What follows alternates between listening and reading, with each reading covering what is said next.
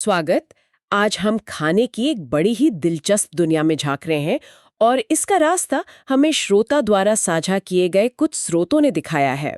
हाँ, ये YouTube channel the shrimp boat के वीडियो ट्रांसक्रिप्ट्स हैं और इनमें कुछ कमाल की चीजें मिली हैं वाकई। जरा सोचिए, मैरीलैंड का एक ऐसा केक जिसकी 10 परतें हों।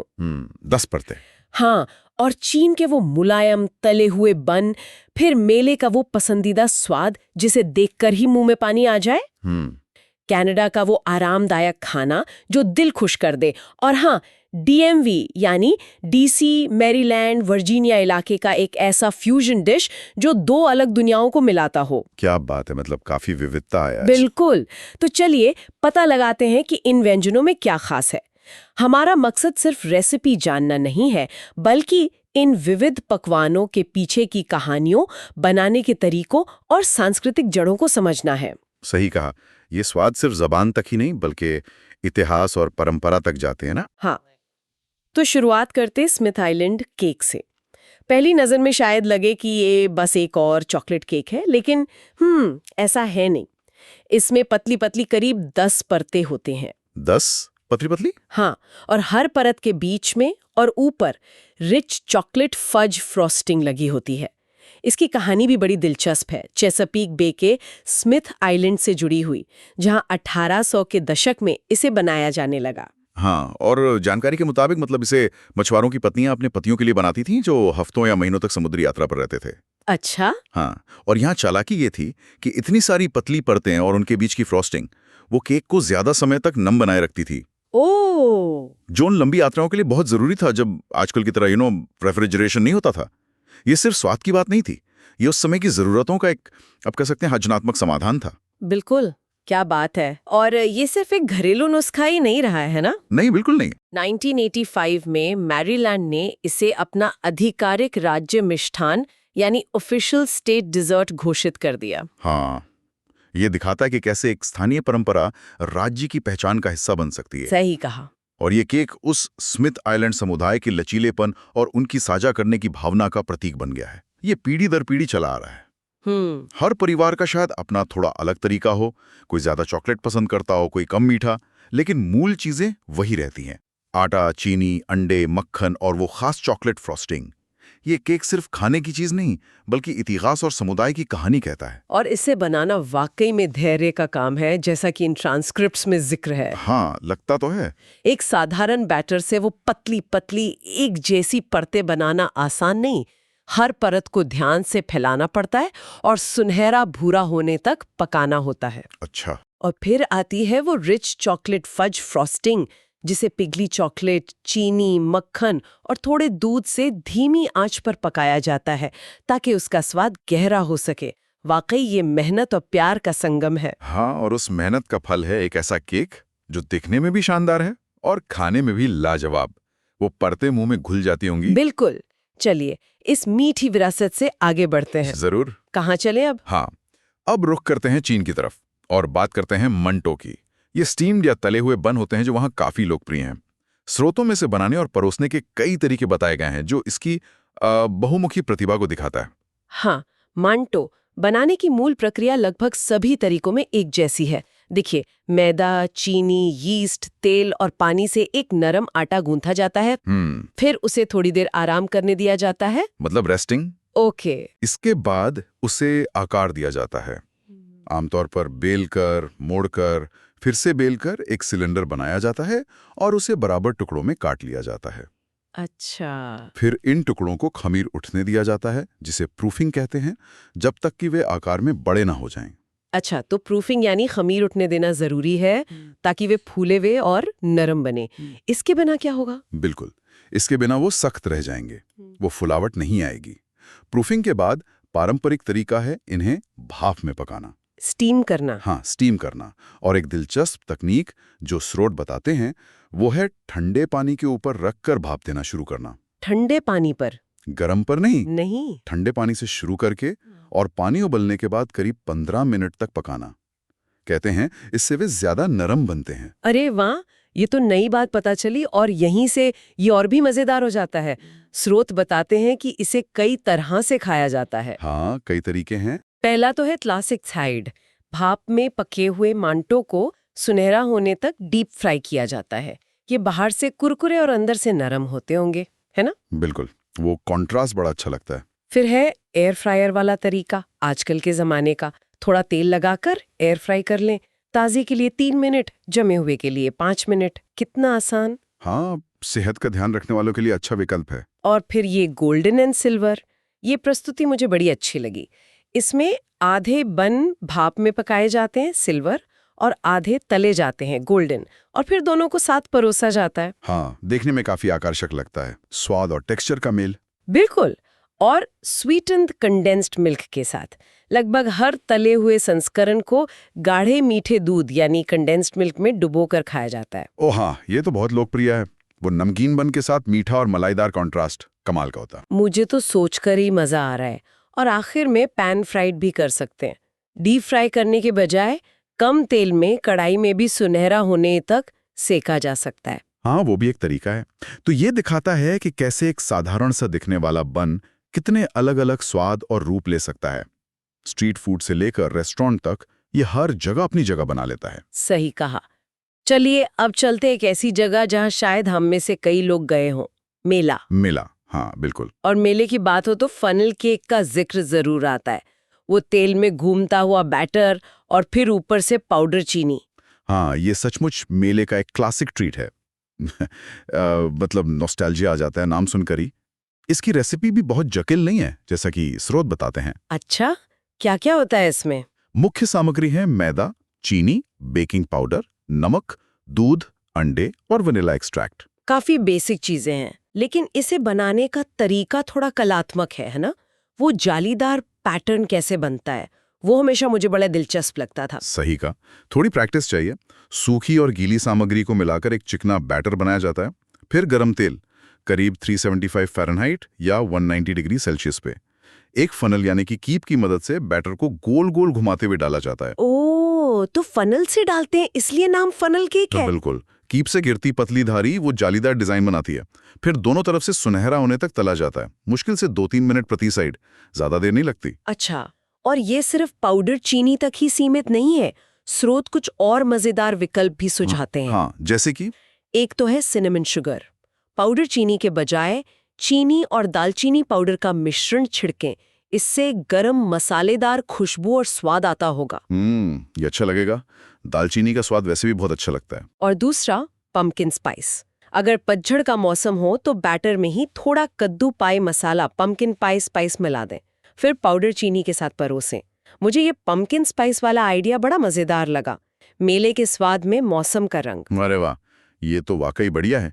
ये छोटे छोटे बदलाव दिखाते हैं कि कैसे क्लासिक चीजों को भी नया रूप दिया जा सकता है। फनल केक का मूल आइडिया वही रहता है, लेकिन स्वाद बदल जाता है। बिल्कुल। चलिए अब जरा ठंडा रुख करते हैं, कनाडा चलते हैं। ओह, कनाडा, हाँ जरूर। बात करते हैं पुटीन की। इसे कनाडा का राष्ट्रीय आरामदेह भोजन, कंफर्ट फूड कहा जाए तो गलत नहीं होगा। क्रिस्पी फ्राइज, चीज कर्ड्स और ऊपर से गर्मा गर्म ग्रेवी, सुनने में ही सुकून मिलता है। हाँ, और इसकी खासियत इसकी सादगी और सामग्री के मेल में है। स्रोत के अनुसार रोसेट आलू के फ्राइज सबसे अच्छे रहते हैं, जिन्हें सुनहरा और कुरकुरा होने तक तला जाता है। रोसेट आलू ही क्यों? वो थोड़े स्टार्ची होते हैं, तो बाहर से क्रिस्पी और अंदर से नरम बनते हैं। फिर गर्मा गर्म फ्राइज पर ताज़े चीज़ कर्ड्स डाले जाते हैं। ये कर्ड्स पनीर जैसे होते हैं, लेकिन थोड़े ज़्यादा नमकीन, और उनका एक खास चीखने वाला टेक्सचर होता है जब आप उन्हें चबाते हैं। अच्छा, चीखने वाला? हाँ, मतलब थोड़ा रबड़ी जैसा, स्क्वीकी सा। और फिर सबसे जरूरी चीज ऊपर से डाली जाती है गरम, बिल्कुल गरम ग्रेवी। तो ग्रेवी का गरम होना सिर्फ स्वाद के लिए नहीं, बल्कि चीज कर्ड्स के टेक्सचर के लिए भी जरूरी है। हाँ बिल्कुल, यही तो क्लासिक पुटीन का जादू है। गरम ग्रेवी से चीज कर्ड्स थोड़े नरम होते हैं, हल्के पिघलते हैं, लेकिन पूरी तरह घुलते नहीं। उनका वो हल्का चीखता हुआ टेक्सचर बना रहता है। समझी। और इसे तुरंत परोसना होता है ताकि फ्राइज कुरकुरे रहें और कर्ड्स सही टेक्सचर में। ठंडा हो गया तो वो मजा नहीं। सही बात है, लेकिन कहानी यहीं खत्म नहीं होती। पुटीन की असली खूबी शायद इसकी अनुकूलन क्षमता में है। स्रोत कई दिलचस्प वेरिएशन बताते हैं, जिससे ये सिर्फ एक स्नैक नहीं, पूरा भोजन बन सकता है। हाँ, आजकल तो बहुत वेरिएशन मिलते हैं। जैसे कि क्लासिक तो है ही, फ्राइज, कर्ड्स और पारंपरिक बीफ ग्रेवी। हाँ, वो ओरिजिनल है। फिर है pulled poutine poutine. Classic base के ऊपर धीमी आंच पर पकाया हुआ खींचा हुआ सुअर का मांस और थोड़ी बीबीक्यू सॉस। अरे वाह, ये तो हेवी मील हो गया। और बफलो चिकन पुटीन, ऊपर से कटा हुआ चिकन, तीखी बफलो सॉस और ब्लू चीज क्रम्बल्स। ये तीखा और टैंगी पसंद करने वालों के लिए। शाकाहारियों के लिए भी है वेजिटेरियन पुटीन, जिसमें बीफ ग्रेवी की जगह मशरूम ग्रेवी और तले हुए मशरूम होते हैं। अच्छा विकल्प है। मशरूम ग्रेवी भी काफी रिच होती है। और ये वाला सुनिए, ब्रेकफास्ट पुटीन। सोचिए, सुबह के नाश्ते में सॉसेज वाली ग्रेवी, ऊपर से तला हुआ अंडा और हरे प्याज। ब्रेकफास्ट पुटीन, क्या बात है ना? मतलब दिन की शुरुआत ही जोरदार। ये वेरिएशन दिखाते हैं कि पुटीन एक कैनवस की तरह है जिसकर अलग अलग स्वाद उकेरे जा सकते हैं।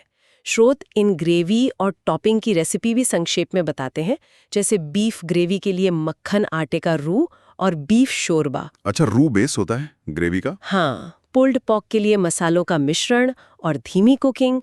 बफलो चिकन सॉस के लिए हॉट सॉस और मक्खन का मेल। ये सब स्वाद की परतें जोड़ते हैं और दिखाते हैं कि कैसे एक साधारण विचार विकसित होकर कितना विविध बन सकता है। वाकई कमाल है, बहुत बढ़िया। अब आते हैं मिड अटलांटिक क्षेत्र, खासकर वॉशिंगटन डीसी की तरफ। DC, okay. और बात करते हैं एक अनोखे फ्यूजन डिश की, डीसी स्टेक एंड चीज एग रोल। नाम से ही पता चल रहा है कि इसमें कुछ अलग है। हाँ, स्टेक एंड चीज एग रोल ये फिलाडेल्फिया के मशहूर चीज स्टेक और एशियाई एग रोल का एक दिलचस्प संगम है। स्रोत बताते हैं कि इसमें पतला कटा हुआ स्टेक होता है जिसे मसालों के साथ पकाया जाता है। साथ में भुनी हुई प्याज और शिमला मिर्च होती हैं। और फिर आता है चीज का भरपूर स्वाद, आमतौर पर अमेरिकन और प्रोवोलोन चीज का मिश्रण, जो स्टेक और सब्जियों पर पिघलाया जाता है। मतलब चीज स्टेक वाली फिलिंग पर एग रोल के अंदर? हाँ, काफी हद तक। पर एक दिलचस्प बात जो स्रोत में बताई गई है वो है ऊपर से अतिरिक्त चीज सॉस डालने का जिक्र। क्या? अंदर भी चीज और ऊपर से भी चीज सॉस? हाँ, मतलब डबल डोज चीज का। साथ ही कटे हुए मशरूम भी अक्सर डाले जाते हैं, जो एक अलग जमीन वाला स्वाद, अर्थी फ्लेवर जोड़ते हैं। ये सारी फिलिंग एक एग रोल रैपर में लपेटी जाती है और फिर उसे डीप फ्राई किया जाता है। बाप रे, तो ये बनाने में कई चरण लगते होंगे। स्टेक पकाना, सब्जियां भुनना, चीज पिघलाना, फिर लपेटना और तलना। बिल्कुल, प्रक्रिया थोड़ी लंबी है पर नतीजा कुरकुरा, चीजी और मांसल होता है। पहले स्टेक पकता है, फिर सब्जियां नरम होती हैं, चीज पिघलती है, सब कुछ मिलता है, रैपर में लिपटता है और फिर तेल में सुनहरा होता है। और इसे किसके साथ खाते हैं? स्रोत ये भी बताते हैं कि इसे अक्सर माम्बो सॉस के साथ परोसा जाता है, जो खुद डीसी क्षेत्र का एक और सिग्नेचर आइटम है, एक तरह की मीठी और तीखी लाल सॉस। अच्छा, माम्बो सॉस, मैंने सुना है इसके बारे में। हाँ, तो ये डिश दिखाता है कि कैसे शहरी खानपान में अलग-अलग संस्कृतियां मिलकर कुछ नया और स्थानीय बना सकती हैं। ये सिर्फ एक स्नैक नहीं, ये डीसी की अपनी पाक पहचान का हिस्सा है। बहुत दिलचस्प। इन मुख्य व्यंजनों के अलावा स्रोतों में एक छोटा लेकिन दिलचस्प जिक्र और था। हाँ, क्या था वो? इस्तांबुल की सड़क बिल्लियों से प्रेरित कुछ व्यंजनों का। ये थोड़ा हटकर लगा मुझे। अरे हाँ, वो भी था। ये उन स्रोतों का एक अनूठा पहलू था, सही कहा। ये इस्तांबुल की संस्कृति को दर्शाता है, जहां समुदाय सड़क की बिल्लियों की काफी देखभाल करता है। तो बिल्लियों के लिए रेसिपी थी? हाँ, मतलब बिल्लियों के खाने लायक। दो बहुत ही सरल व्यंजन बताए गए थे। एक था सैल्मन और शकरकंद मैश और दूसरा चिकन और पालक कीनोवा।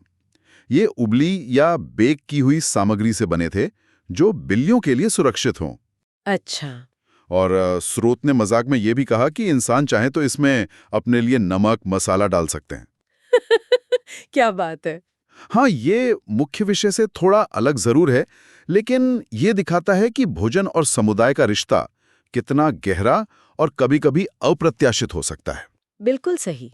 तो इस पूरी चर्चा से हम क्या समझ सकते हैं? हमने मैरीलैंड के ऐतिहासिक केक से लेकर डीसी के आधुनिक फ्यूजन एग रोल तक का सफर किया, चीन और कनाडा से गुजरे, मेले के मैदान की यादें ताज़ा की। काफी लंबा सफर रहा। हाँ, ये साफ है कि भोजन सिर्फ पेट भरने की चीज नहीं है।